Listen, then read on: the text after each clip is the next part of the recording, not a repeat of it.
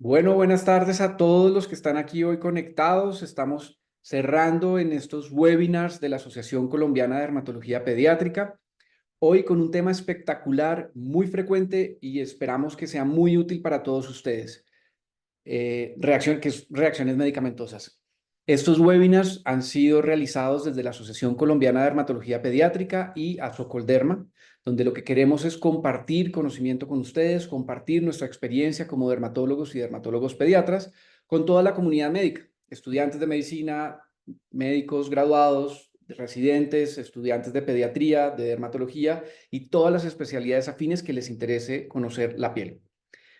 Vamos a empezar esta primera parte con una invitación muy especial y es a que nos acompañen, a que sigan nuestras redes sociales de la Asociación Colombiana de Dermatología Pediátrica y Azocolderma y por supuesto un momento muy importante, quienes nos apoyan como patrocinadores de estos eventos. Estos eventos los hemos realizado durante todo el año, han sido 8 webinars de hora y media donde compartimos temas específicos a través de conferencias y después casos clínicos. Estas actividades lo que buscan es fomentar la educación médica continuada, sobre todo con los colegas y de la salud y todos los interesados en la salud y en la piel del niño. Venir muchas actividades y por eso la idea es cerrar hoy este primer año de los webinars, invitándolos a lo que viene el 2025. Nuevos temas, nuevas conferencias, pero siempre la misma calidad. Tenemos hoy 3 conferencias y 2 casos clínicos donde nuestras moderadoras, a las que les cedo en este momento la palabra, nos van a acompañar, deleitar en este maravilloso webinar. Invito entonces a las doctoras Victoria Dávila y Jessica Valderrama, quienes van a ser nuestras moderadoras y anfitrionas del día de hoy. Muchísimas gracias a todos por conectarse. Gracias, Mauro. Muchísimas gracias a todos por estar aquí en este webinar el día de hoy. Nuestra primera charla la va a dar la doctora Natalia Vélez, es líder de inmunología clínica de alergia pediátrica en la Fundación Hospital de la Misericordia, alergóloga e inmunóloga pediatra de la Fundación Cardioinfantil La Cardio. Y para mí es un honor presentarla en la charla de tratamiento y diagnóstico de reacciones medicamentosas en niños. Natalia, bienvenida. Es todo tuyo. Hola a todos, muchísimas gracias por la invitación. Voy a compartir mi pantalla para que podamos empezar. Si de repente no ven mi pantalla, por favor, Se alguien ve me avisa. perfecta. Listo. Bueno, entonces a mí me corresponde hablarles por 15 o 20 minutos de la aproximación práctica al diagnóstico y tratamiento de las reacciones medicamentosas. Y pues yo quería hacer algo muy práctico, en realidad algo como que todos se puedan llevar un mensaje claro a casa y cuando estén frente a un niño con una reacción medicamentosa sepan pues qué hacer eh, y cómo abordar. Entonces, a manera de introducción, pues nada más vamos a recordar que la incidencia de reacciones medicamentosas va a aumentar a medida que aparecen nuevos medicamentos. Digamos que hay medicamentos que clásicamente producen estas reacciones, pero ahora hay un montón de biológicos, inhibidores JAK, un montón de moléculas que cada vez nos van a enfrentar más a reacciones mediadas y no mediadas por IgE. Las reacciones medicamentosas van a afectar el pronóstico y la calidad de vida de los pacientes cuando no se puede utilizar el medicamento de elección.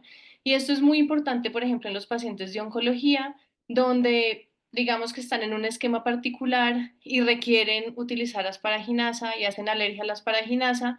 Y en Colombia, pues tenemos la fortuna que tenemos la erwinia y la pegilada como parte del POS, pero hay lugares donde si los pacientes no reciben la asparaginasa pues usual, se van a quedar sin esta parte del tratamiento y eso va a afectar directamente la mortalidad y el pronóstico de estos pacientes. Entonces, para hacerlo un poquito como más dinámico, yo les traje 2 casos clínicos. En el primer caso clínico, bueno, son 2 niñas que tienen la misma enfermedad y reciben el mismo medicamento, por eso me pareció como muy chévere traérselos el día de hoy.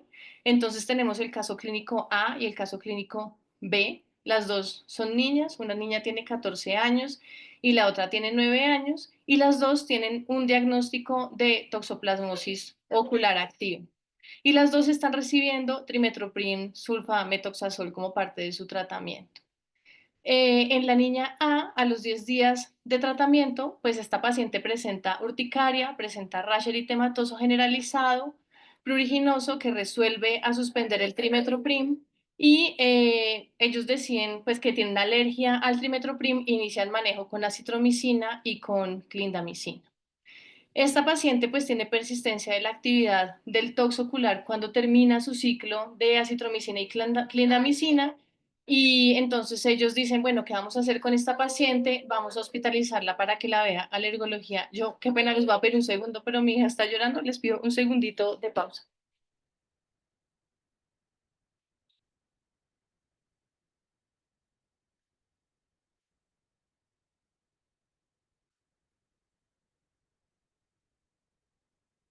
Ya, perdón.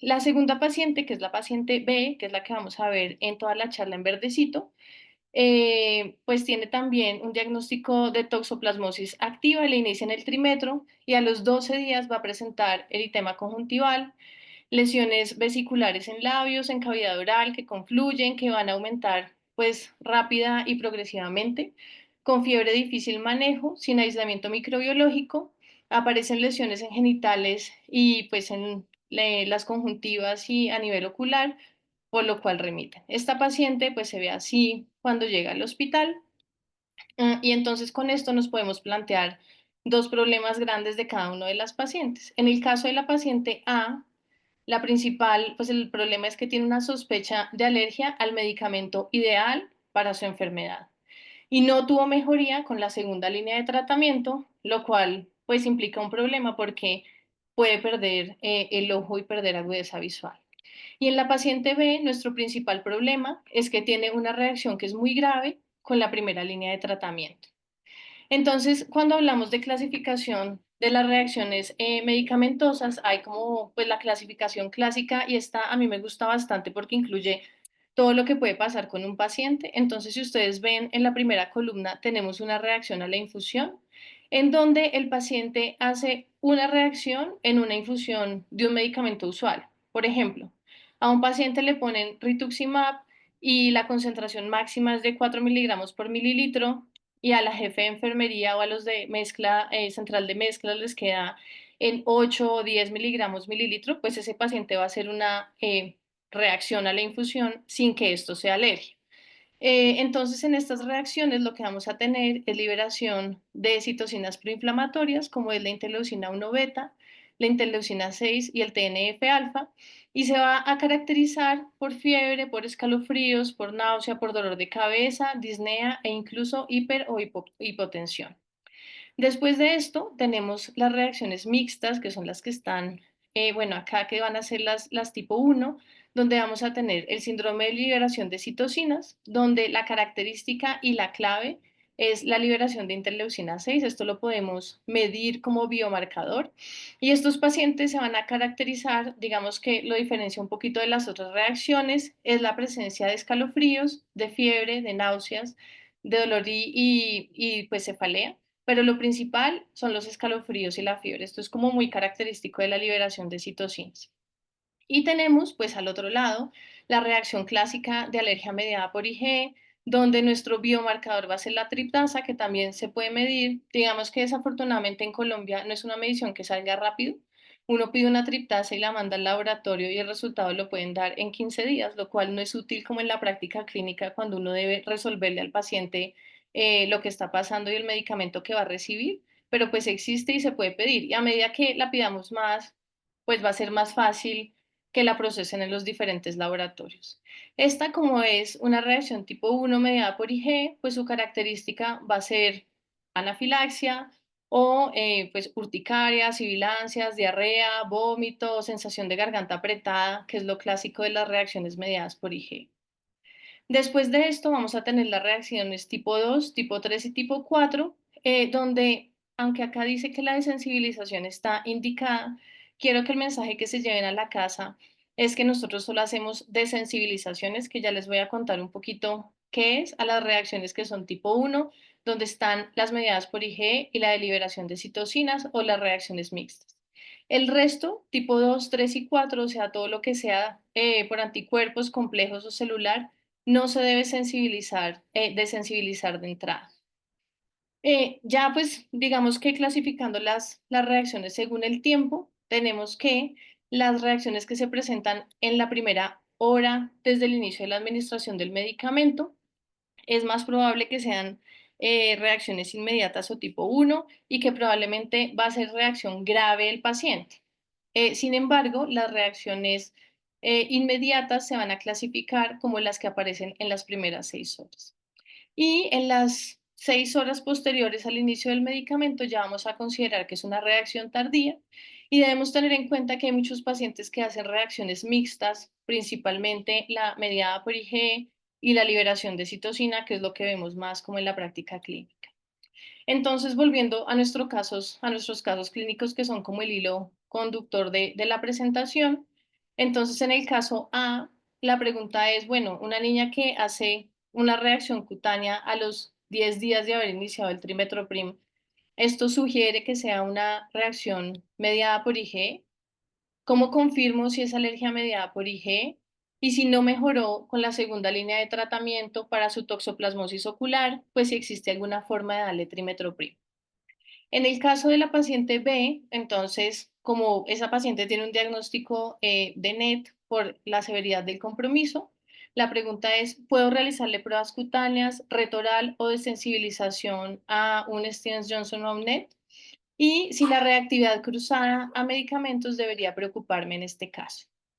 Entonces, acá les traigo como un algoritmo muy simplificado en donde dice, bueno, el paciente presenta la reacción y si ustedes ven todo lo que sea enfermedad del suero o un SCAR, pues se hace evitación completa del medicamento y no le hacemos pruebas, no le hacemos provocación y no le hacemos nada in vivo porque reproducir un NET o un Stevens Johnson en un paciente es algo pues que es muy grave y que no es aceptable. Ahora, si la reacción es mediada por IgE o por liberación de citocinas, pues la clasificamos en leve, moderada o grave. Ya les voy a mostrar cómo clasificamos este riesgo. Y si la reacción es leve, decimos, bueno, pues podemos premedicar al paciente y más bien le volvemos a dar el medicamento. O si es moderada o severa, planteamos un protocolo de sensibilización. Entonces, en el caso del paciente A o de la paciente A, la idea sería realizarle una prueba cutánea para estar seguros si eso no es una reacción mediada por IgE. Nos pasa con muchísima frecuencia que el paciente hace, por ejemplo, una urticaria por el medicamento y lo primero que hace el servicio tratante es darle antihistamínico y darle esteroide. Y esto hace que no le podamos hacer las pruebas cutáneas porque inhiben la degranulación del mastocito y entonces no podemos ver la reacción en la piel y no podemos como resolver el problema fácilmente. Después de esto sigue la necesidad de definir si el paciente requiere una provocación oral. Esto es coger al paciente y darle en un ambiente controlado el medicamento y ver si hace o no hace reacción. Y finalmente en esta paciente lo que uno quiere definir es si se beneficia o no de una desensibilización. En el caso de la paciente B, pues no es posible realizar pruebas in vivo, por lo que les decía, es demasiado peligroso. Y entonces hay una prueba que se llama BAT, que es como una prueba de activación de los basófilos, donde uno coge la sangre de los pacientes, saca sus basófilos y los expone al medicamento sospechoso y por citometría de flujo mide la activación del basófilo. Y si el basófilo se activa con el medicamento, es porque el paciente pues es definitivamente alérgico, pero pues acá esto no está disponible solo en algunos centros donde hacen investigación. Y lo otro con el paciente B es buscar alternativas terapéuticas que no tengan reactividad cruzada. Y el paciente B llega hasta acá, porque, como les decía, no lo podemos desensibilizar, no lo podemos provocar, y no les voy a hablar más de tratamiento de Stevens Johnson o NET, porque ustedes son pues todos expertos en eso. Entonces nos vamos a concentrar de ahora en adelante en la paciente A, que es en la que tenemos como cosas que ofrecerle en diagnóstico y en tratamiento. Entonces a esta paciente lo que hicimos fue que le hicimos unas pruebas cutáneas. Las pruebas cutáneas lo que hacemos es que uno asume que en una alergia mediada por IgE el tejido celular pues, subcutáneo está lleno de mastocitos que van a estar cebados con la IgE específica para el antígeno, es decir, que en un paciente alérgico al trimethoprim, sus mastocitos están llenos de IgE frente al trimethoprim. Entonces, lo que nosotros hacemos es que ponemos una gotita en la piel con una dilución especial para cada medicamento y le hacemos un prick, es decir, le hacemos una punción donde apenas rompemos la piel para que la gota entre a la epidermis y a la dermis y se puedan degranular los mastocitos. Siempre ponemos un control positivo, que es el que ven aquí arriba, que este es con histamina. Este nos permite saber que la prueba está bien hecha y que el paciente sí está degranulando adecuadamente. En el caso de un paciente que está tomando, por ejemplo, antihistamínico o que está inmunosuprimido, pues el control positivo no va a ser pápula ni va a ser roncha. El control negativo es sobre todo para descartar dermografismo o pieles que son muy reactivas. Y en el caso de esta paciente, pues le hicimos el prick, que es cuando ponemos la gotita, que salió negativo, pero en medicamentos, siempre cuando está negativo el prick, debemos hacer una intradérmica. Usualmente eso tiene una dilución que es menor. Vean que en el prick usamos 400 miligramos mililitro y en la intradérmica 20 miligramos mililitro y hacemos una pápula como si fuera una PPD. Uno subraya o delinea la pápula con un esfero y en 15 o 20 minutos evalúa qué tanta roncha se sale de lo que uno delineó. Si esto es 3 milímetros más que el control negativo, pues la paciente es alérgica y en este caso pudimos comprobar la alergia mediada por IgE al trimethoprim en esta paciente. Entonces, el siguiente paso pues es desensibilizar para poderle dar el medicamento. Antes de eso, no les voy a mostrar todo este algoritmo que es muy complejo, pero lo que les quería mostrar es que cuando uno ya clasificó el paciente, si es una reacción mediada por IgE o no mediada por IgE, lo que hacemos es que le hacemos la prueba cutánea, que fue lo que hicimos en este paciente, y la prueba está positiva, y ahora evaluamos el riesgo. ¿El riesgo de qué? De tener una reacción grave durante el procedimiento de sensibilización. Y así uno está como preparado y dice, bueno, este paciente se me puede chocar, puede ser que me haga hipotensión, mejor lo hago en la UCI, lo hago en cuidado intermedio, para uno tener como el plan de manejo. Entonces, los pacientes de alto riesgo de tener complicaciones son los que tienen ya comorbilidades graves, o sea, el paciente cardiópata, falla cardíaca, el paciente, por ejemplo, con fibrosis quística que ya tiene un BF1 bajo, los que están usando de forma crónica beta bloqueadores o los que tienen mastocitosis, porque estos pacientes pues liberan cantidades de histamina de repente y es frecuente que hagan anafilaxia o que el paciente, su reacción haya sido con colapso cardiovascular o con intubación. También todos los pacientes que hicieron anafilaxia grave, los que tienen la prueba cutánea positiva, en teoría tienen mayor riesgo, y los que tienen características que sugieren que es una alergia pues no mediada por IgE o una reacción tardía. Los de riesgo intermedio son los que han hecho urticaria, angioedema, inicio en las primeras 2 horas, los que hicieron compromiso respiratorio laringio, es decir, que el paciente siente que se cierra la garganta o que le dan sibilancias, y pues la reacción mediada por IgE sin anafilaxia. Y los de bajo riesgo son los que tienen exantema inespecífico de la infancia, o sea, la mamá te dice, hace 10 años le dieron amoxicilina y se brotó y por eso es alérgico, pues la probabilidad es muy baja. O los pacientes que dicen que son alérgicos porque la mamá o el papá son alérgicos, o los que tienen reacciones aisladas que no concuerdan como con la fisiopatología. Por ejemplo, a mí me dan amoxicilina y me duele la cabeza, o me ponen el rituximab y me duele la panza, pues es poco probable que el paciente sea alérgico. Entonces ya con eso vemos a ver quiénes van para provocación oral, que es donde administramos el medicamento a un paciente con etiqueta de alérgico y lo que queremos es confirmar o descartar la alergia. Lo que se ha visto en la mayoría de estudios es que la historia clínica solita o aislada es pobre para poder definir el tipo de alergia y si el paciente es alérgico. Uno ve las historias y usualmente el interrogatorio es muy pobre y la descripción de las lesiones en piel también suele ser muy pobre, a no ser que lo vea dermatología. Las pruebas cutáneas, que es lo que les mostré ahorita, son específicas, pero no son tan sensibles. Es decir, que si una prueba cutánea es negativa, eso no descarta que el paciente sea alérgico. Y en algunos casos, digamos en algunos medicamentos, se desconoce a qué concentración se debe hacer. Y eso hace que si uno pone cualquier concentración, solamente por la irritación que produce el medicamento, puede haber roncha o puede haber pápula. Y la provocación oral también nos permite cómo definir las alternativas de tratamiento. Es una técnica de alto riesgo, sobre todo cuando el paciente ha hecho alergia a un medicamento intravenoso, porque la provocación, bueno, hay dice oral, pero las pruebas de provocación se deben hacer por la vía en el que el paciente hizo la reacción. Entonces, si es un biológico, debe ser intravenoso, o si fue un antibiótico tomado, pues la idea es hacer una provocación oral. Se debe escoger muy bien el paciente con la valoración del riesgo y tener un plan de manejo. Se debe realizar en centros especializados, digamos que eso sí lo recomendamos mucho. Nos pasa con cierta frecuencia que en lugares donde no hay alergología alguien se aventura a hacer una provocación y el paciente termina con una reacción grave. Y las provocaciones pues no controladas terminan en complicaciones pues para el paciente, que es lo que no queremos. Y ya sobre la desensibilización a los medicamentos, que fue el paso final que hicimos con esta paciente. Entonces, las desensis son una estrategia para que nosotros podamos a un paciente alérgico darle el medicamento de una forma lo más segura posible. Digamos que el nombre de desensibilización es desafortunado porque da la idea que el paciente se curó de la alergia. Entonces dicen, no, es que a él ya le hicieron una desensibilización a trimethoprim, ya puede tomar trimethoprim, pero lo cierto es que la desensibilización tiene una acción temporal que es más o menos de 72 horas. Ya les voy a mostrar cómo es como el fundamento de esto.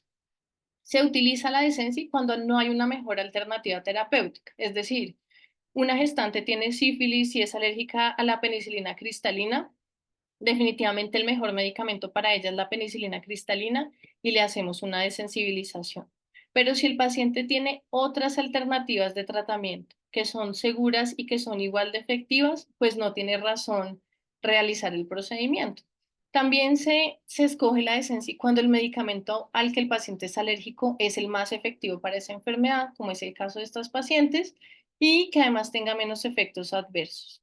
Y es eficiente y segura en las reacciones tipo 1, que ya habíamos hablado, que son las mediadas por IgE y por citocinas. Entonces, el fundamento de la desensibilización es que pues, los mastocitos necesitan para degranularse varias cosas. Una de ellas es que el antígeno que está acá se una a dos IgEs que están pegadas al receptor de alta afinidad al mismo tiempo. Y esto lo que hace es que da toda una cascada de señalización intracelular donde el calcio va a entrar al mastocito y el mastocito se va a degranular. Entonces, en la Desensi lo que hacemos es que damos inicialmente cantidades muy bajas del medicamento, de tal forma que el medicamento solo se una a una IgE y a un receptor, no a dos, y esto se internaliza.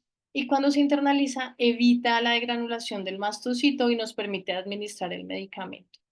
Entonces, usualmente lo que hacemos en la mayoría de protocolos son protocolos de 3 bolsas. En la bolsa número 3 tenemos la dosis total que queremos dar del medicamento, que eso lo dice pues el médico tratante, como bueno, mi meta es darle hoy tantos miligramos o tantos gramos del medicamento. Tenemos una bolsa número 2 donde hay una dilución de 1 en 10 y una bolsa número 1 donde hay una dilución de 1 en 100. Entonces, lo que hacemos es que empezamos con la bolsa número 1, que es la que tiene la menor concentración, y cada 30 o 15 minutos vamos aumentando eh, la dosis, vamos doblando la dosis del medicamento que le vamos a dar, y esto hace que se estabilicen los mastocitos. Entonces, ustedes ven en los protocolos de 12 pasos, lo hacemos con la bolsa 1 hasta el paso 4. Ahí pasamos a la bolsa 2, que es la que está 1 en 10. Y en el paso 9 pasamos a la bolsa 3, que es la dosis completa pues, del medicamento para poderle administrar la dosis total. La duración, digamos, del efecto de sensibilización es máximo 72 horas. Digamos que en el caso de la paciente con trimethoprim le hicimos una desensibilización oral porque es la vía que ella va a recibir el medicamento. Y como va a recibirlo todos los días, mañana y noche, hasta que termine el tratamiento, que eran 21 días, no va a tener ningún problema. Pero si es, por ejemplo, rituximab, como el ejemplo de aquí, que hoy el paciente recibe una dosis y en una semana otra y en otra semana otra, pues en cada aplicación es necesario hacerle una desensibilización. Hay veces, digamos que cuando uno está en la UCI haciendo una desensibilización, la impresión que tienen los médicos y las enfermeras es que con eso el paciente no va a hacer absolutamente ninguna reacción. Entonces nos llaman, hay veces como falló la desensibilización, vamos a desconectarla porque la paciente es urticaria o porque está sibilando. Lo cierto es que nosotros, o sea, es esperado que el paciente haga una reacción. Hasta el 42% de los pacientes pueden tener reacción durante la decencia, porque la meta no es que no haga ninguna reacción, la meta es poder administrar una dosis completa del medicamento que el paciente necesita. Entonces, la idea en esos casos es que uno da tratamiento a cualquiera de los síntomas que presenta. O sea, se hace angioedema, paramos la infusión, le damos antihistamínico y reiniciamos. Si el paciente hizo flushing, se puso rojísimo, le damos aspirina. Si le damos náuseas, si le da náuseas, perdón, le ponemos ondansetron. Si hace broncoespasmo, lo nebulizamos y le ponemos montelukast. Fiebre le ponemos antipiréticos e incluso hay pacientes que les da mucha ansiedad la esencia y uno le podría poner lorazepam. Mm, Algunos de los factores de riesgo para que los pacientes hagan una reacción durante la esencia es que tengan una prueba cutánea positiva o una IgE total mayor a 100. Nosotras hemos tenido pacientes que incluso, o sea, es necesario ponerle el medicamento y en alguna oportunidad terminamos una esencia con infusión de adrenalina en la unidad de cuidado intensivo, pero la paciente pudo terminar su tratamiento y mejoró de la enfermedad que tenía. Entonces, digamos que esa es la ventaja de la desensibilización. Entonces ya, pues esta paciente, como les contaba, se le hizo la decencia a trimetro, recibió sus 21 días de tratamiento, controló la toxoplasmosis ocular y el mensaje que les queríamos dejar hoy es que cuando un paciente es alérgico, pues hay opciones, ¿cierto? Hay opciones de diagnóstico y hay opciones de tratamiento para que los niños reciban el medicamento que requieren para su enfermedad. Entonces ya como conclusiones, clave, historia clínica y examen físico. Después la prueba cutánea, sea PRIC e intradérmica, que es lo que hacemos en medicamentos. Después definir si el paciente es candidato a prueba de provocación oral y después de sensibilización. Digamos que acá el mensaje es que no todas las reacciones medicamentosas están condenadas a que el paciente nunca más pueda recibir el medicamento y por eso es muy importante que dermatología pediátrica y alergología pediátrica pues trabajemos de la mano para poder ofrecerle lo mejor a los niños. Y eso era todo lo que tenía para contarles el día de hoy. Natalia, divina la charla, muchísimas gracias. Excelente. Muchas gracias por haber participado. Y ahora voy a darle paso a la doctora Carmen Lee Wong. Ella es profesora asociada de dermatología de la Universidad de Ottawa. Ella es dermatóloga pediátrica del staff del Children's Hospital of Eastern Ontario, Ottawa, Canadá, y va a presentar reacciones cutáneas por terapia dirigida en pacientes pediátricos. Bienvenida, Carmen. Muchas gracias por la invitación. Sí, sí se ve la presentación. Sí, lo estamos viendo. Ok, perfecto. Bueno, voy a hablar sobre reacciones cutáneas por terapia dirigida. Los objetivos de esta presentación van a ser revisar las principales manifestaciones cutáneas asociadas con el uso de terapia dirigida en pacientes pediátricos, entender los grados de severidad y el manejo. La incidencia de cáncer continúa siendo una de las principales causas de muertes en pacientes pediátricos. Y últimamente se han desarrollado nuevos fármacos denominados terapia dirigida o terapia blanco, que van a constituir lo que es la medicina de precisión. Y estos medicamentos han venido a aumentar la calidad de vida Carmen, y la vida en estos Carmen, pacientes. Carmen, te está saliendo como una doble pantalla. Ah, No está en modo completo de presentación. permítame un segundo. De pronto lo pusiste en modo presentador. Sí, ajá.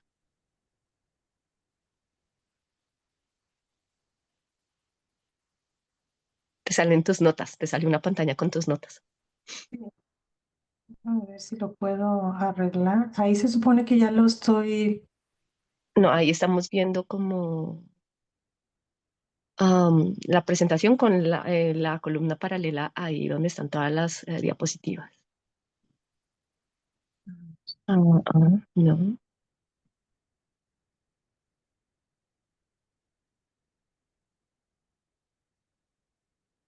Ahí se ve. No. Pero no te estamos viendo la pantalla completa en forma de presentación. Voy a volver a Ay, qué compartir, pena. a ver si, sí, no te preocupes.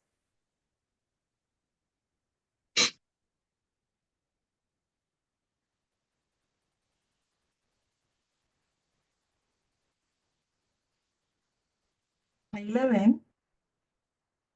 Sí la vemos, pero no es la forma de presentación. No sé, espérame, déjame ver.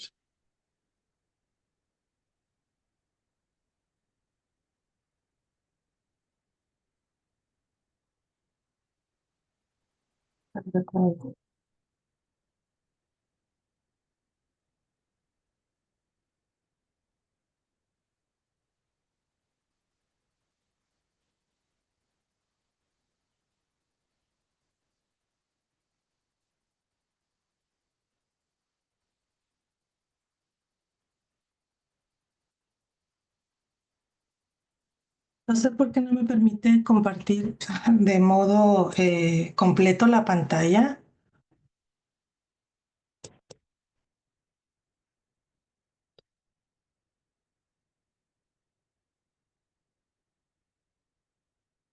Ahí la alcanzan a No te ver. mue- Es que no, ahí en esas, Respira profundo, en no, este momento no se te ve nada, pero si no se quieres te ve vuelve nada. a poner compartir y podemos verla en el modo que estaba antes o pequeñita, pero sí, que en algún, porque en los ensayos se veía.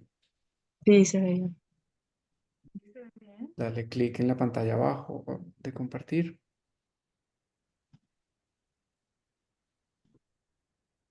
es que no me abre la presentación completa, solo me permite ver esto así. Vale. Bueno, afortunadamente se ve eso. La vemos así, Dale, dale, sí, así, ¿Así? perfecto. ¿Así le damos? Sí, dale, excelente. ahí, dale, dale, dale. Ok, entonces, a ver si ahí está. La voy a tener que pasar con el mouse porque no me deja de otra forma. Entonces, bueno, regresando a lo que es la terapia dirigida, a diferencia de lo que es la quimioterapia convencional, la quimioterapia convencional va a actuar en todas las células de división rápida, tanto en las normales como cancerosas, y va a tener entonces una actividad citotóxica con muchos efectos secundarios. La terapia dirigida va a actuar entonces específicamente sobre ciertas proteínas que van a estar asociadas con el crecimiento de las células cancerosas y que van a tener menos efectos secundarios. Inicialmente van a tener actividad citostática, bloqueando la proliferación de células tumorales y posteriormente pueden generar apoptosis. A pesar de que la terapia dirigida específicamente va a actuar sobre las células cancerígenas, no está exenta de efectos secundarios y las manifestaciones cutáneas se presentan con bastante frecuencia y es importante que como dermatólogos y dermatólogos pediatras sepamos reconocerlas para poder tratarlas y que estos pacientes puedan continuar con sus medicamentos contra los tumores que están siendo tratados. Existen diferentes tipos de terapia dirigida. Principalmente tenemos dos subgrupos. Las moléculas grandes, que son anticuerpos monoclonales, que van a estar destinados a los receptores que se encuentran en el exterior de la célula. Por su gran peso molecular, no pueden entrar fácilmente a la célula. Y también tenemos a las moléculas pequeñas, que se pueden introducirse a la célula y afectar su funcionamiento y ocasionar la muerte celular.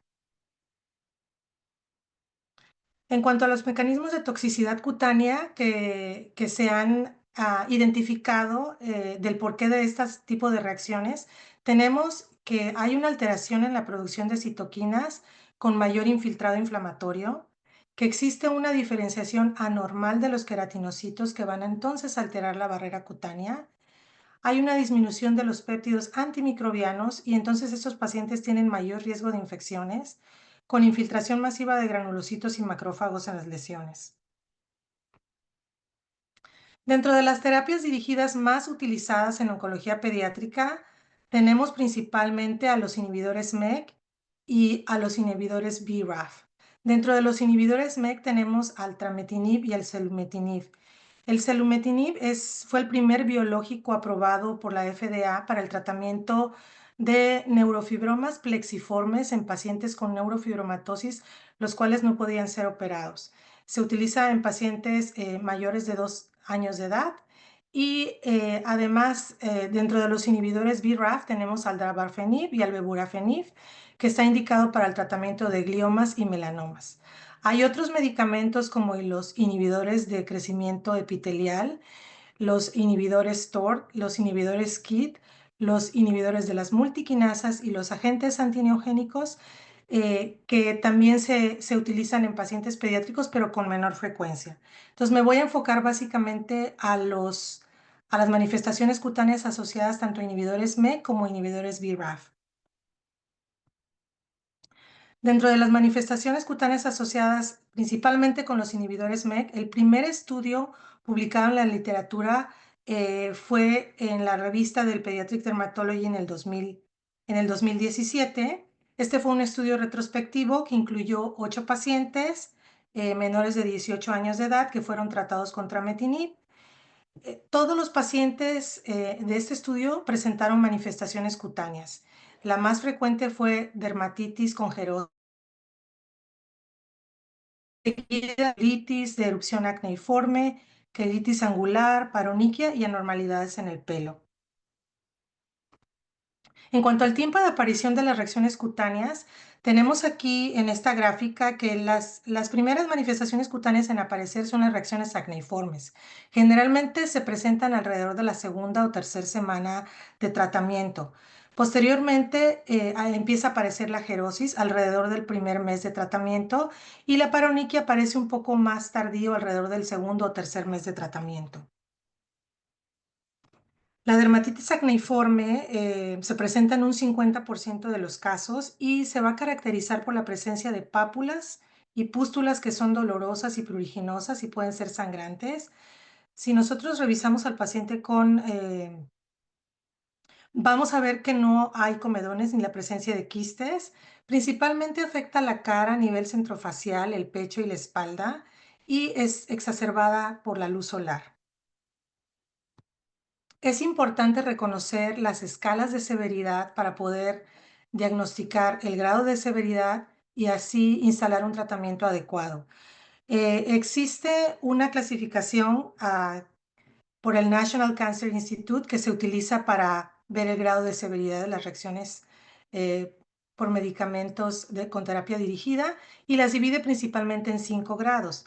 En cuanto a la dermatitis acneiforme, el grado 1 es menos del 10% de la superficie corporal, el grado 2 de 10 a 30, que va a estar asociada a la presencia de prurito o dolor, y grado 3, cuando se afecta más de 30% de la superficie corporal con síntomas, el grado 4, cualquier grado de extensión que ponga en peligro la vida o que se asocie con alguna infección severa que requiera hospitalización y administración de antibióticos intravenosos. Y el grado 5 es cuando suceda la muerte. En cuanto al grado 1, se recomiendan esteroides tópicos o de baja potencia o inhibidores de calcineurina o antibióticos tópicos. Para grados 2 y 3 se pueden utilizar esteroides tópicos de baja potencia, inhibidores de calcineurina o bien también la combinación de antibióticos con retinoides tópicos o bien dosis bajas de doxiciclina oral y para casos severos isotretinoína. Y para grados 4 se recomienda suspender el tratamiento. Este es un paciente que yo sigo en la consulta en el hospital y ven ustedes aquí cómo tiene una dermatitis acneiforme severa que afecta la cara, la espalda, el pecho y está secundariamente impetiginizada. Este paciente tenía 4 semanas de haber iniciado el trametinib para una lesión de glioma óptico. Este paciente tiene neurofibromatosis y vean ustedes aquí cómo a los 12 meses de tratamiento con isotretinoína, inicialmente utilizamos isotretinoína a 10 miligramos por kilo y posteriormente la subimos a 20 miligramos por kilo y vean ustedes aquí cómo se ve la resolución de las lesiones acneiformes. Es importante tomar en cuenta que estos pacientes, como van a estar sometidos a esta terapia dirigida por mínimo 2 o 3 años, necesitamos utilizar la isotretinoína continuamente hasta que terminen el tratamiento.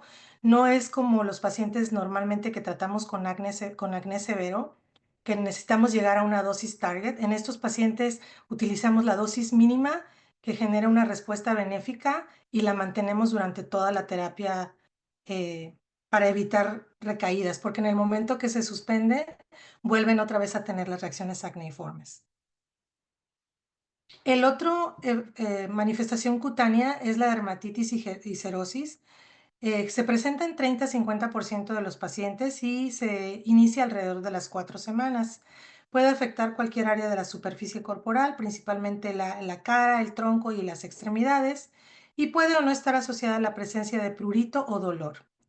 Estos pacientes tienen una disfunción de la barrera epidérmica, por lo tanto son más susceptibles a tener infecciones bacterianas secundarias y es dosis dependiente. A mayor dosis, mayor efecto en la cerosis.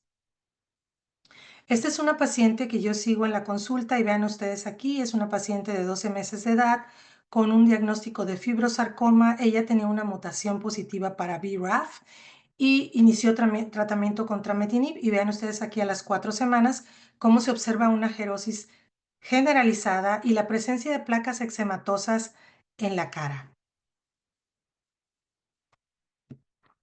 Este efecto secundario, la dermatitis en el área del pañal, no está reportada en pacientes que reciben terapia dirigida. Sin embargo, como las manifestaciones gastrointestinales son bastante frecuentes, especialmente estos pacientes pueden llegar a tener diarrea crónica y en aquellos infantes que todavía utilizan pañal es muy prevalente la presencia de dermatitis por contacto irritativa.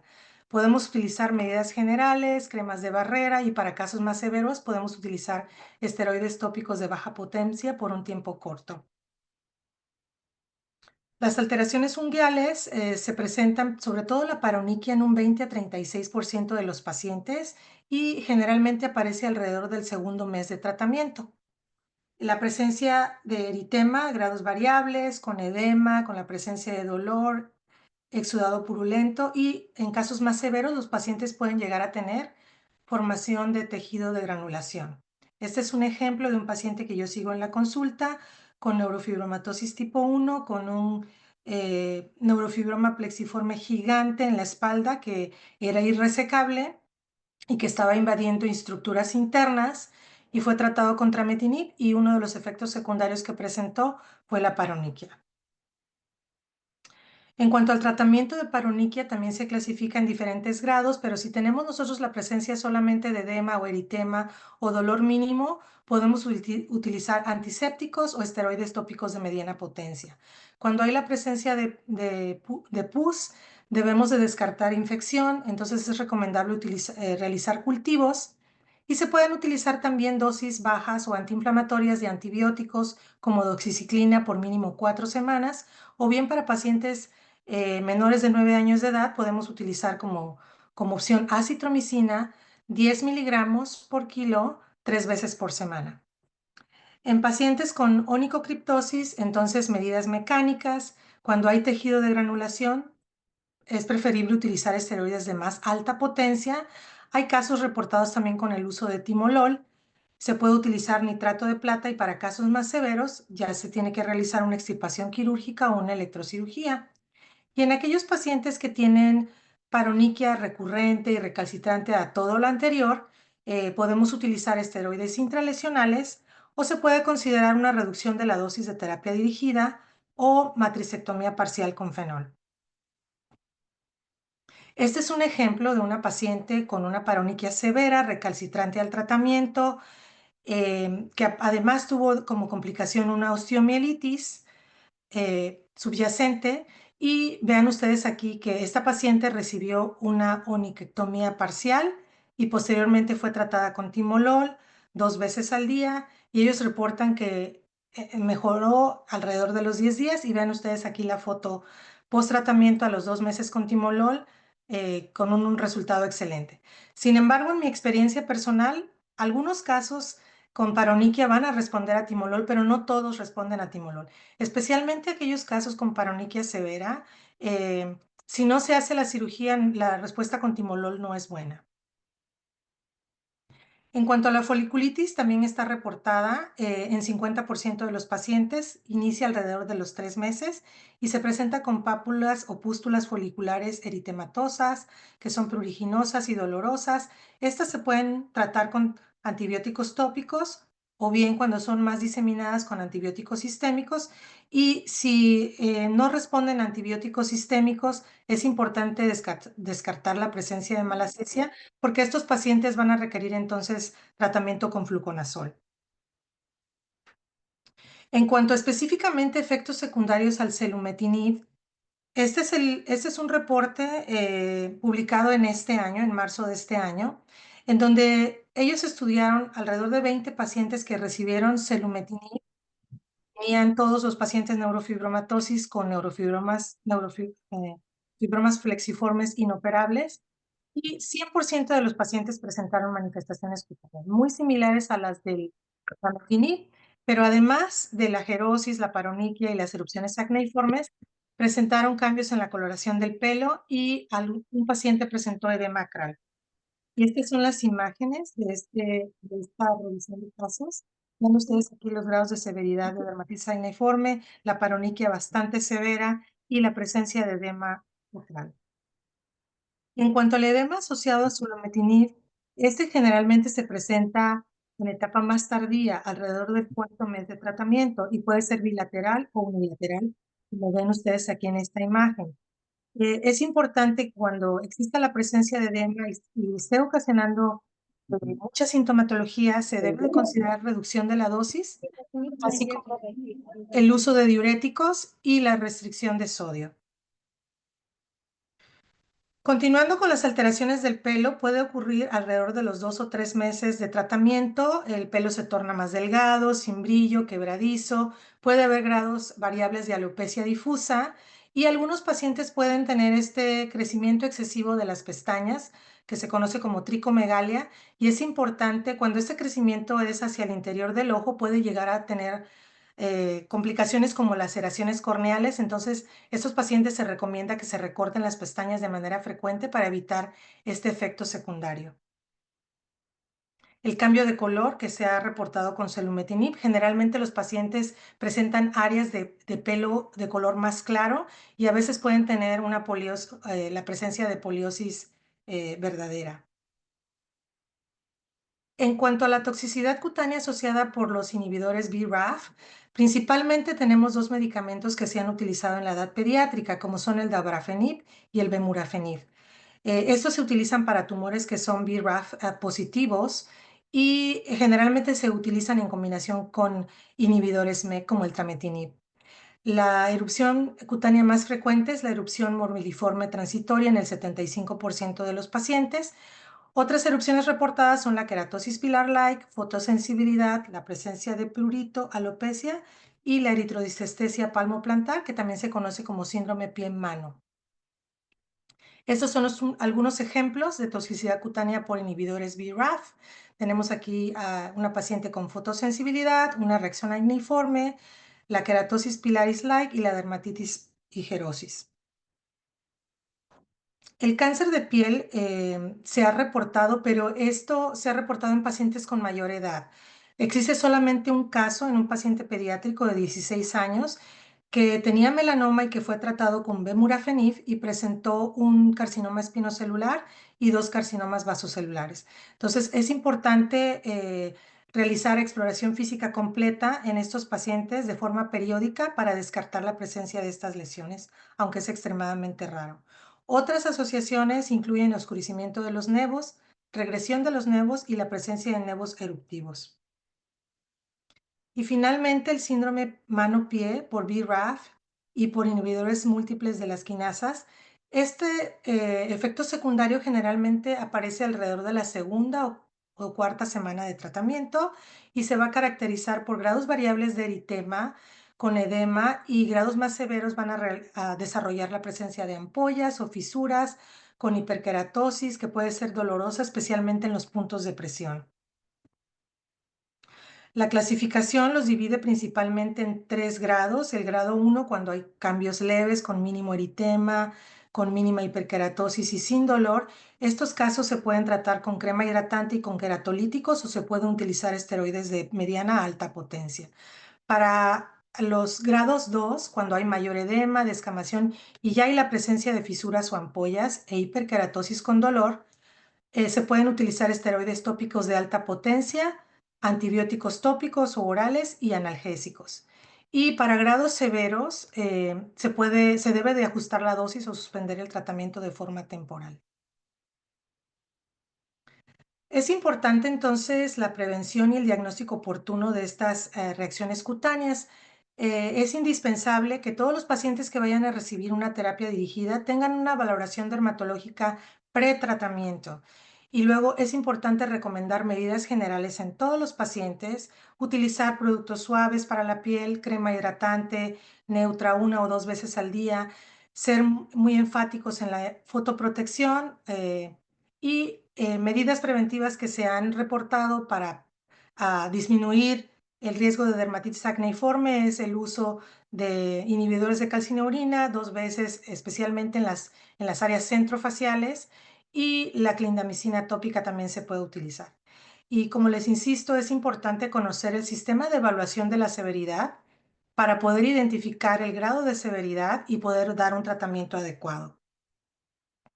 Entonces, las reacciones cutáneas, en conclusión, las reacciones cutáneas adversas por terapia dirigida son muy comunes y variadas, tienen un gran impacto en la calidad de vida y a veces pueden llegar a limitar o suspender el tratamiento del cáncer. Por lo tanto, entonces es muy importante reconocer el grado de severidad para tratarlas y prevenirlas y tratarlas adecuadamente. Y eso es todo. Muchas gracias por su atención. Querida Carmen, muchísimas gracias por tan excelente presentación. Y ahora le voy a dar la bienvenida a la doctora Carla Torres Segarra, profesora asociada de dermatología y dermatología pediátrica, directora del programa de dermatología pediátrica del Children's Hospital Colorado, directora de diversidad del Departamento de Dermatología de la Facultad de Medicina de la Universidad de Colorado, anfitriona del podcast Pediatras en Línea del Children's Hospital Colorado.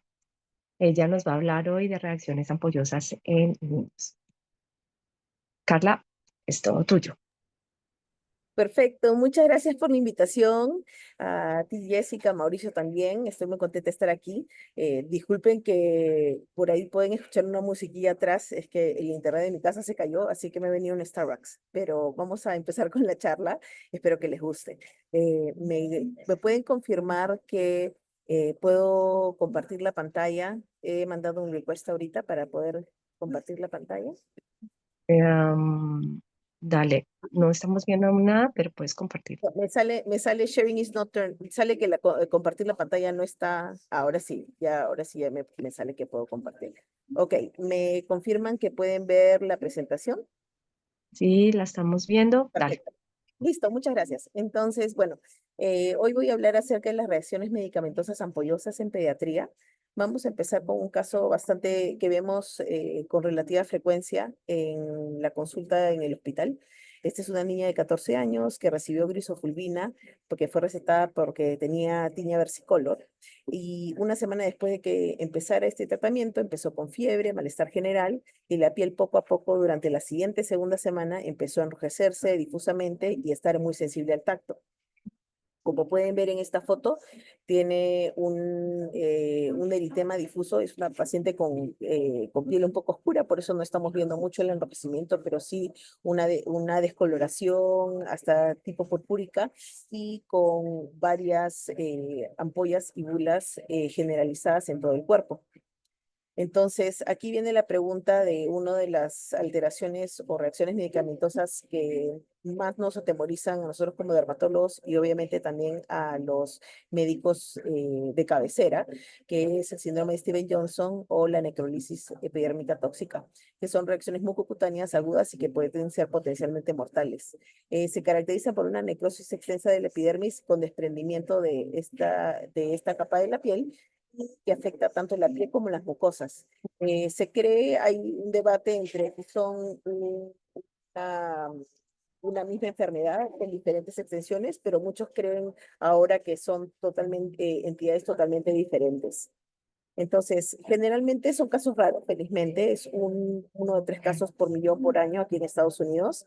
La mortalidad es proporcional al grado de afección, a mayor porcentaje de superficie corporal que está afectada, mayor mortalidad.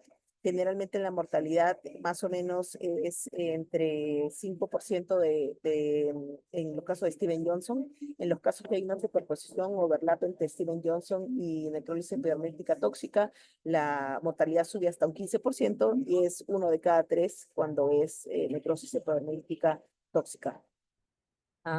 Existen muchas drogas que han sido reportadas en causar este tipo de problema. A la cabeza están las sulfonamidas, los antibióticos, por ejemplo, sulfamethoxazol, el Bactrim, la sulfasalacina, también algunos anticonvulsivantes como la carbamazepina, la matrigina, fenobarbital y fenitoína. El alopurinol también está descrito y así muchos otros medicamentos. Generalmente la historia es que ha habido exposición con esta droga entre 7 a 21 días antes que empiecen los pródromos y también existe descrita la susceptibilidad tanto de HLA como diferentes tipos de HLA a ciertos medicamentos como la carbamazepina y el alopurinol y también existe un mayor riesgo de tener este tipo de reacción medicamentosa si uno tiene historia de VIH o tiene una neoplasia.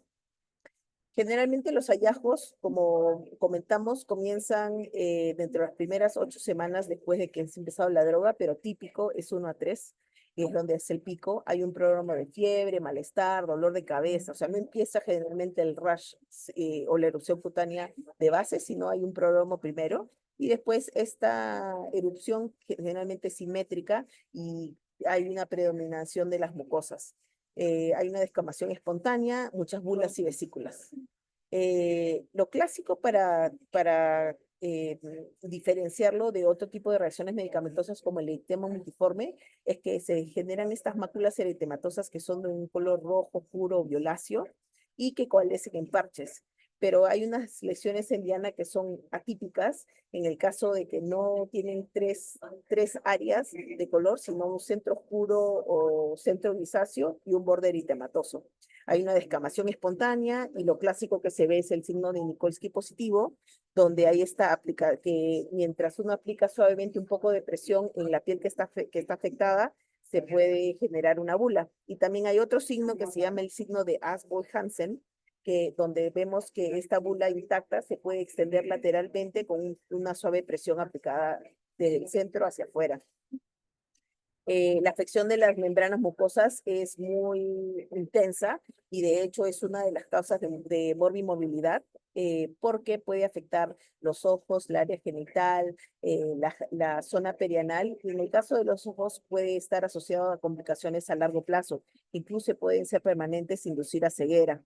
Por eso es muy importante que cuando hacemos este diagnóstico tenemos que considerar un tratamiento multidisciplinario para los pacientes que incluye dermatología, que incluye oftalmología, incluye urología también y obviamente tener un paciente en cuidados intensivos donde podemos tener un manejo muy controlado de fluidos y electrolitos. La necrólisis epidérmica tóxica es una extensión donde el área de base que está afectada puede ser más allá del 30%. Generalmente su mortalidad, como mencionamos anteriormente, es más alta y las ampollas son mucho más extensas. Como les quería mencionar anteriormente, las lesiones en diana en Steven Johnson y en necrólisis epidérmica tóxica son diferentes a las que vemos en el eritema multiforme, donde son lesiones en diana como con tres zonas y son papulares, uno las puede palpar, versus las lesiones que vemos en Steven Johnson generalmente son lesiones que son maculares, que no son palpables y tienen solo 2 zonas, el centro que es oscuro o purpúrico y un borde eritematoso. Generalmente estas no dejan secuelas cicatrizales, pero obviamente el impacto en la piel y en la barrera cutánea va a ser a largo plazo.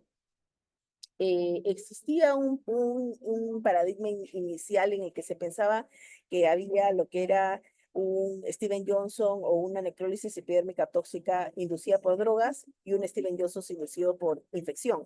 Sin embargo, con el tiempo nos hemos dado cuenta que lo que es inducido por fármaco generalmente es mucho mejor, no solo con el pronóstico, pero con el tratamiento que le vamos a dar, es mejor calificarlo como Steven Johnson o necrosis epidérmica tóxica versus la inducida por infección, tener una nomenclatura diferente, que es el MIRM o la mucositis y rash inducido por micoplasma.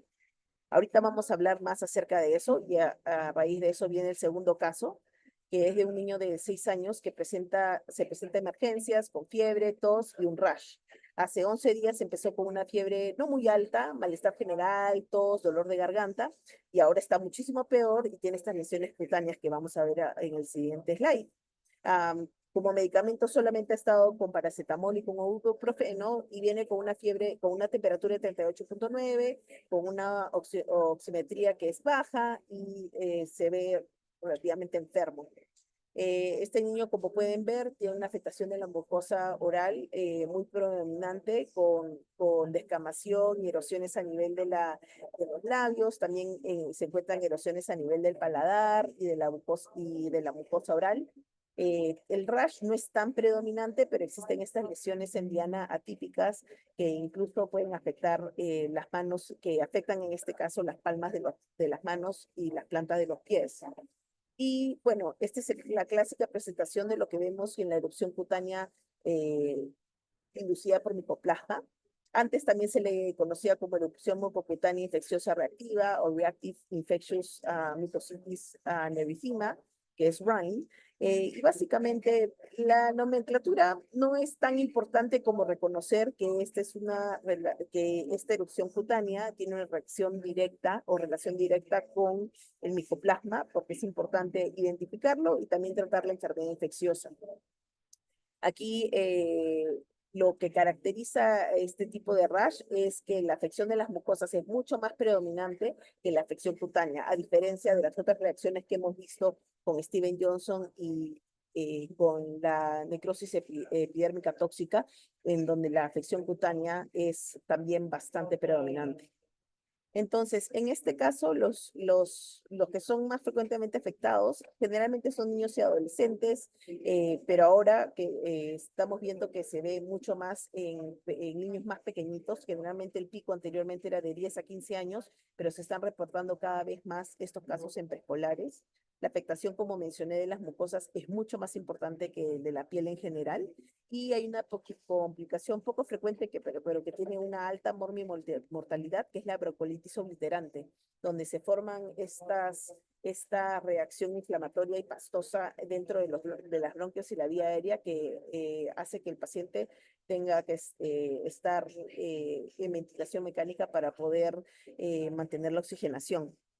El tratamiento es acitromicina y soporte pulmonar y nutricional, y la mortalidad es baja, pero inferior a Steven Johnson y a necrosis epidérmica tóxica, pero no es cero.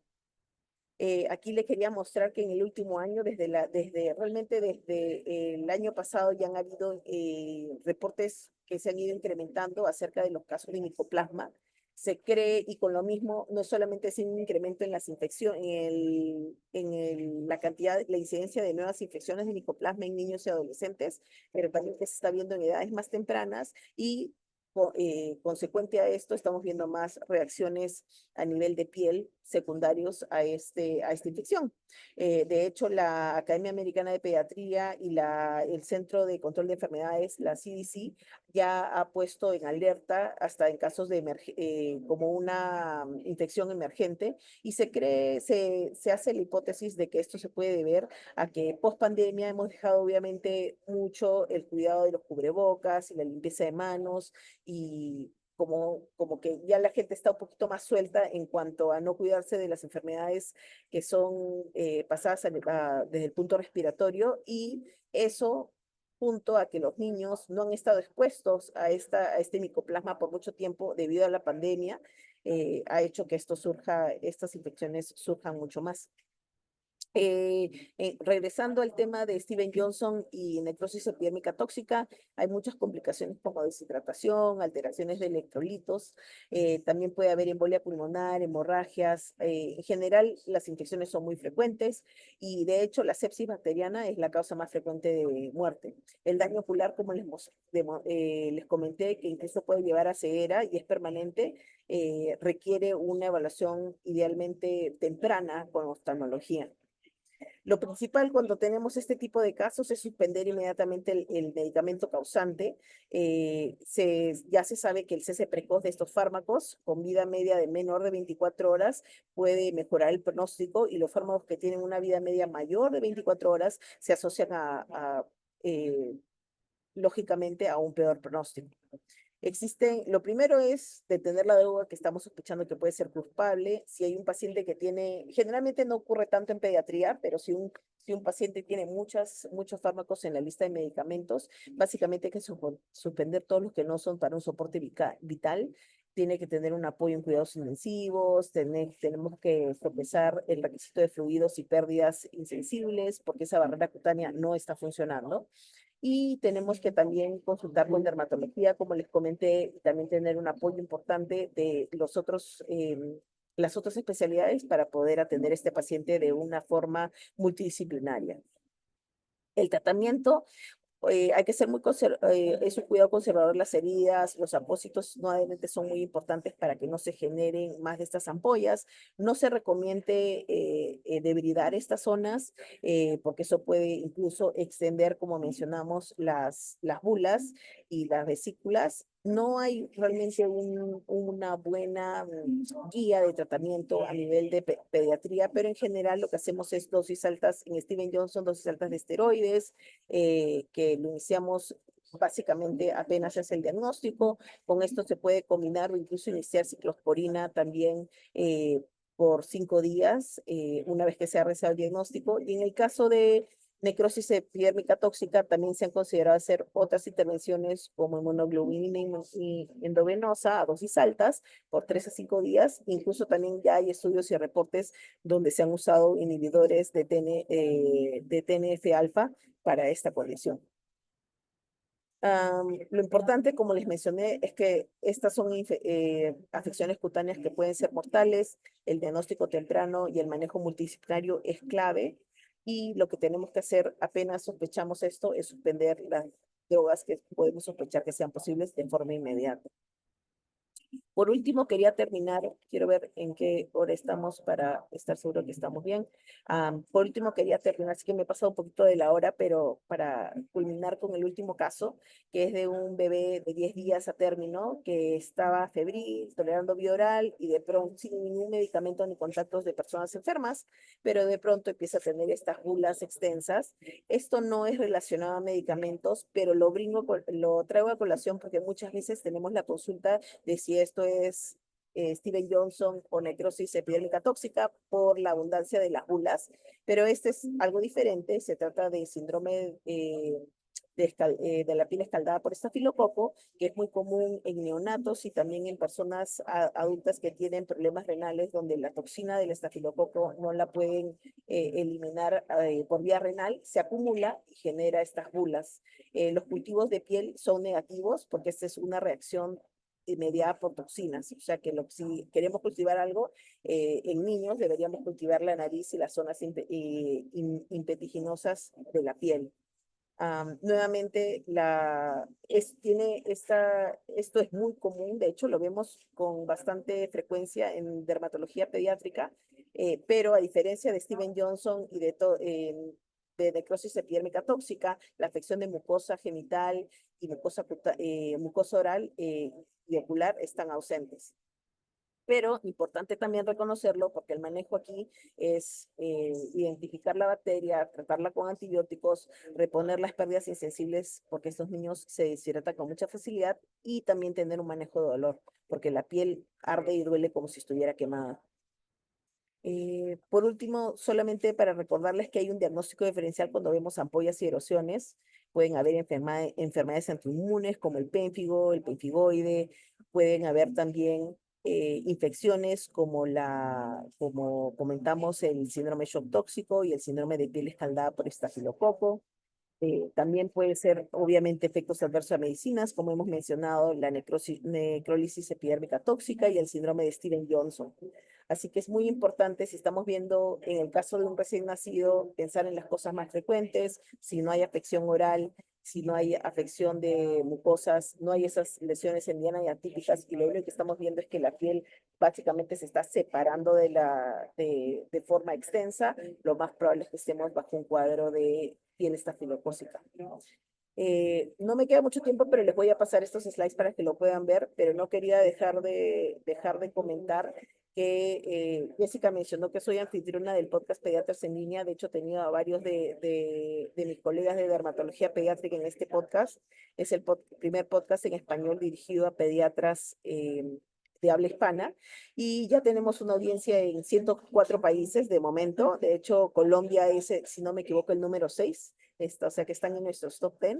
Y el día 14 de enero vamos a hacer un evento en Children's que va a ser en vivo, pero también tiene una opción virtual. Pueden usar el código QR para registrarse y va a ser un evento muy especial porque vamos a estar hablando con el doctor Mauricio González, que es top. Si no lo han visto en Instagram o no lo siguen en Instagram, háganlo porque es un doctor de primera que nos va a hablar acerca de la desinformación que existe en la actualidad con la medicina a raíz de las redes sociales. Así que si pueden acompañarnos el 14 de enero, sería un gusto poder tenerlos ahí y pueden registrarse con el código QR. Y ahí está. Esa fue la presentación. Si tienen alguna pregunta o alguna duda, pueden escribirme a vermesquinmd@gmail.com y también pueden seguirme en Instagram y en Facebook, y ahí tengo bastante información acerca de lo que hemos hablado, pero también acerca del cuidado de la piel en general de niños y de adultos. Doctora Carla, muchísimas gracias por esa presentación tan bonita, tan ilustrativa y con tantos conceptos tan prácticos. Mil gracias por acompañarnos y estar acá con nosotros. Entonces, a continuación vamos a presentar dos casos clínicos. El primer caso está a cargo de la doctora Daniela Serrano. Ella es residente de dermatología de la Universidad Fuchs de Bogotá y nos presentará el caso pustulosis exantemática generalizada aguda en paciente pediátrico polimedicado con traumatismo cráneoencefálico. Doctora, muchísimas gracias. Prometo ser súper juiciosa con el tiempo. Voy a empezar a compartir la pantalla para que puedan ver el caso clínico. Ahí creo que ya lo están viendo.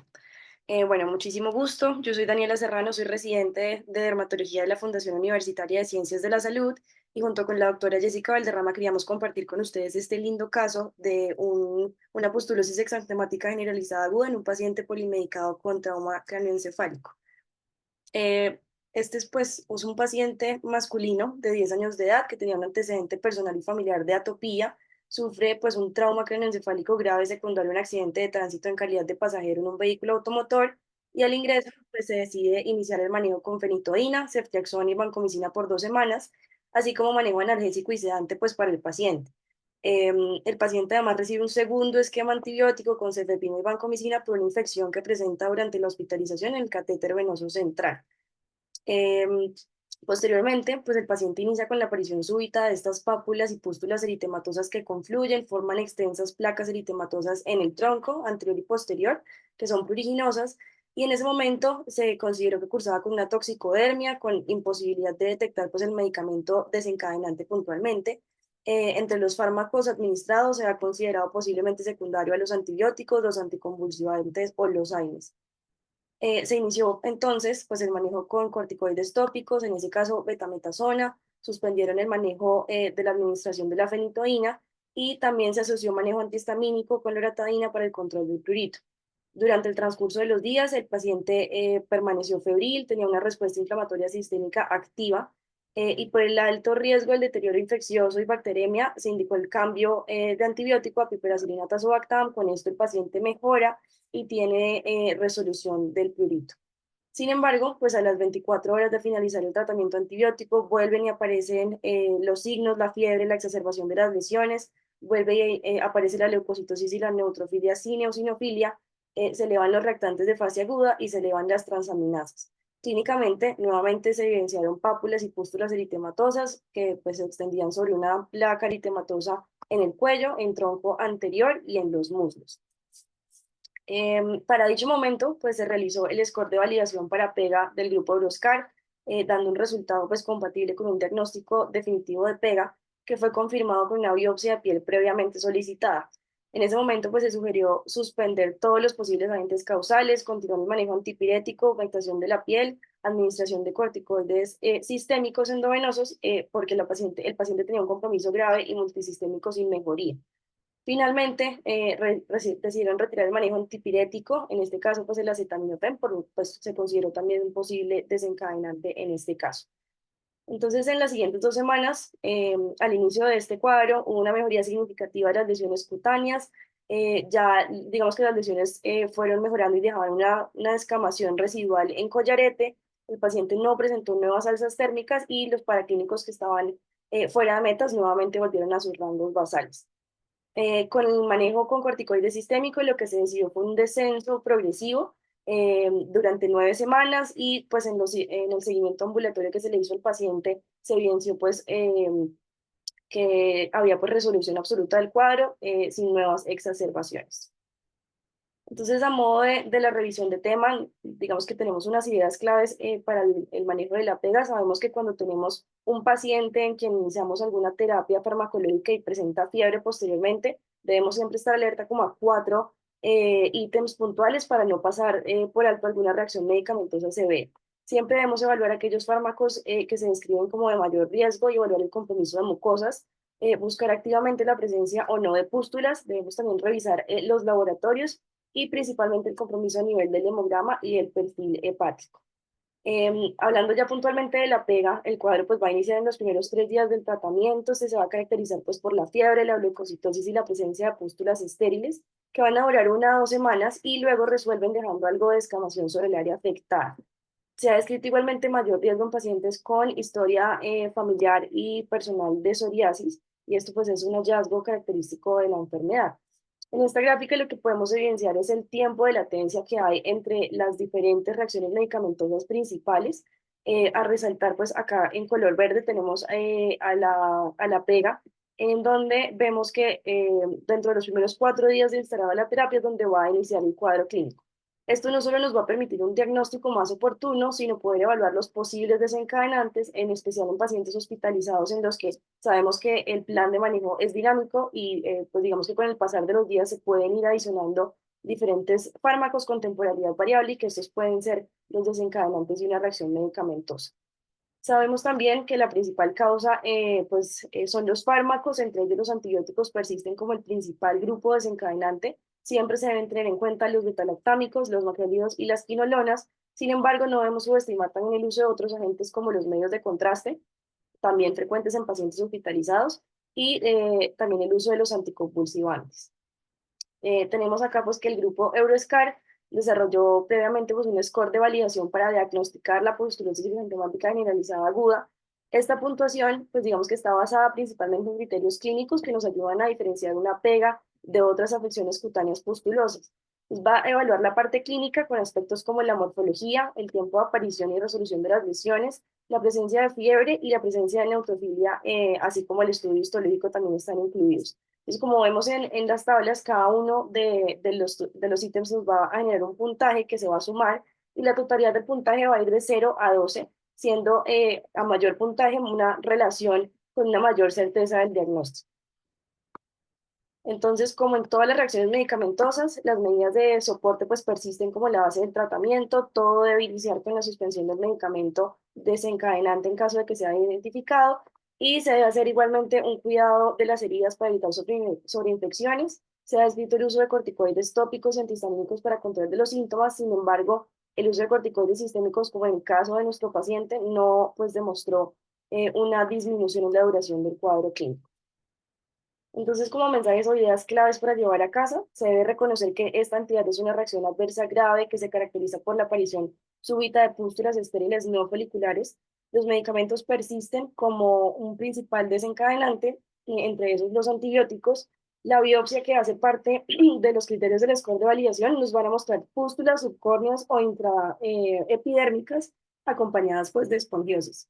Y finalmente, es de esperar una resolución espontánea a los 14 días con una descamación en collarete, que pues es una característica residual de la enfermedad. Muchas gracias. Muchísimas gracias, doctora Daniela, por ese caso tan bonito, tan interesante y muy representativo de esta entidad. Entonces, ahora continuamos con la doctora Isabel Espinosa Borges. Ella es residente de primer año de la Universidad CES de Medellín y nos va a compartir el caso Reacciones medicamentosas en el mundo de los esteroides. Bienvenida. Gracias, doctora. Bueno, muy buenas noches. Yo soy Isabel Espinosa,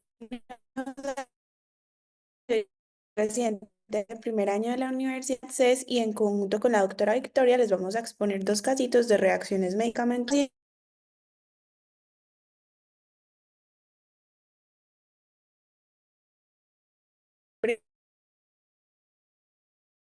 Tuvo una crisis asmática y posteriormente se automedicó con Deflazacort 6 miligramos al día y al sexto día de este tratamiento inicia con el brote. Como antecedentes él tiene acné, dermatitis seborreica, un eczema numular, esofagitis eosinofílica, un síndrome de hiperelasticidad y el asma que les referí.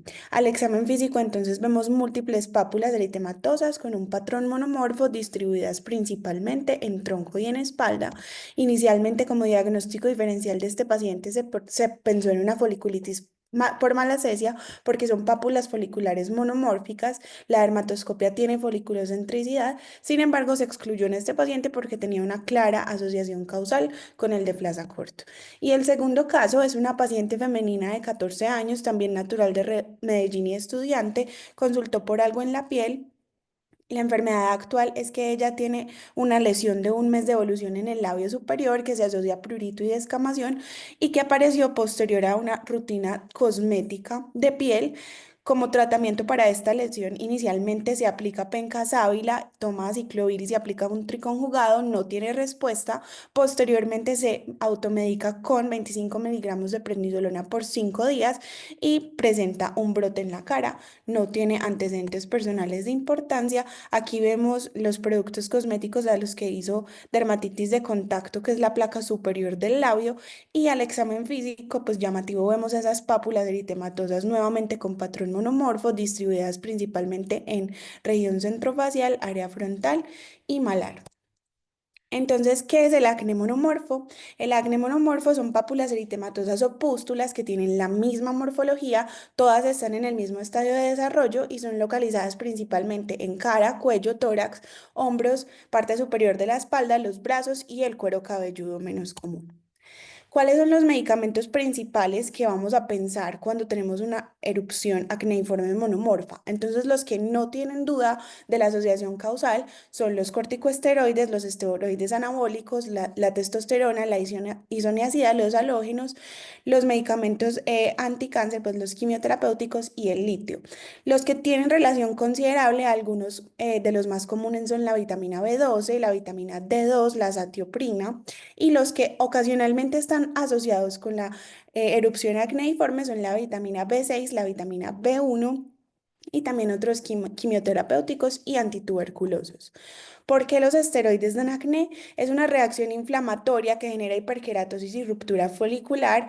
Esto desencadena una cascada de citoquinas y expresa el Toll-like receptor 2 y aumenta la proliferación de Cutinobacterium acnes, y si el paciente tiene acné vulgaris, pues lo va a exacerbar. Y los factores predisponentes para el acné inducido por esteroides son altas concentraciones del medicamento, aplicación en zonas seborreicas cuando se trata de tópicos y que el paciente sea menor a 30 años.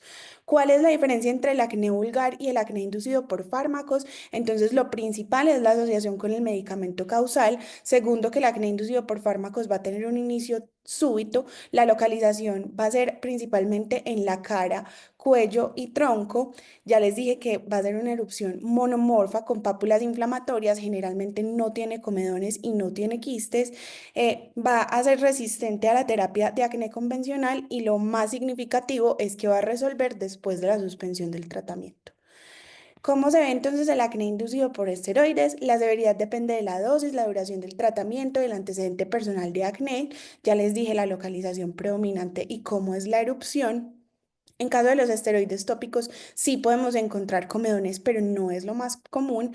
Y lo más importante es que hay ausencia de pacientes de reacción de acné en pacientes prepuberales. Generalmente se ve más en pacientes puberales y pospuberales y resuelve tras la suspensión del esteroide. ¿Cuáles son los pilares de tratamiento? Lo primero y lo más importante es la suspensión del medicamento. Si es esencial continuarlo, entonces vamos a tratar el acné. ¿Y qué medicamentos tenemos disponibles para tratar el acné monomorfo? Entonces, la primera línea en los niños son los medicamentos tópicos. Generalmente se recomiendan los antibióticos tópicos como el peróxido de benzoilo, la clindamicina o la eritromicina. Si no responden a estos tratamientos, la segunda línea, que es un uso off-label, serían los retinoides tópicos, que generalmente pues están aprobados para mayores de 12 años. Y ya la tercera línea, que también sería un uso off-label, son los antibióticos orales como la doxiciclina en ciclos cortos. Y lo más importante también es la monitorización y seguimiento del paciente, porque si se reexpone al medicamento, pues nunca va a mejorar. Continuando entonces con el segundo caso, a esta paciente la tratamos con suspensión inmediata del esteroide sistémico, también una suspensión de la rutina cosmética de piel que tenía, que le estaba generando la dermatitis de contacto. Le pusimos epidúgel en las noches y un limpiador en la mañana, una crema hidratante, pues un serum hidratante, le dimos probióticos y así fue como evolucionó nuestro caso clínico. Entonces, como conclusiones, el acné inducido por medicamentos se puede sospechar por clínica de anamnesis por sus características que son diferentes al acné vulgar. Es una condición autolimitada y el pilar de tratamiento es suspender el medicamento causal. Los antibióticos tópicos después de suspender el medicamento son la segunda línea de tratamiento y los otros tratamientos son off-label y no hay evidencia en la literatura que los respalde. Sin embargo, pues si es un caso refractario, pues los debemos usar. Muchísimas gracias.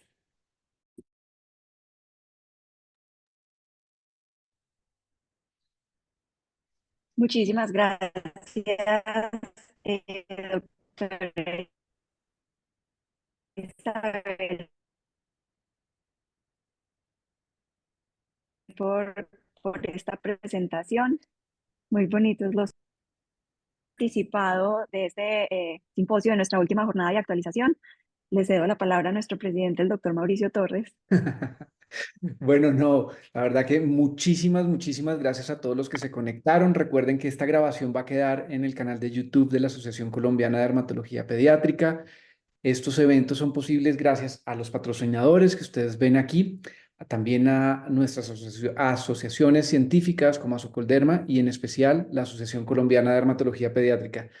Mil gracias a todas las conferencistas. Hoy nos dieron una clase fenomenal y, por supuesto, gracias a todos ustedes por conectarse. Un abrebocas de lo que viene el 2025 es este. Vamos a tener nuevamente 8 webinars de hora y media, donde los invitamos a que compartan el conocimiento con ustedes, con sus estudiantes, con sus compañeros en toda Latinoamérica o los países de habla hispana, como Carla nos ha enseñado con el podcast. Somos muchos los que nos gusta oír y aprender en español. Así que bienvenidísimos, invitados para el 2025. Y de verdad, Vicky y Jessica hicieron un módulo espectacular. Muchísimas gracias, porque creo que cerramos así, con broche de oro, estos webinars del 2024 de la asociación. Muchísimas gracias para todos. Feliz noche. Feliz noche, gracias, Mauro. Gracias, Vicky. Gracias, Natalia y Carmen. Un abrazo. Gracias.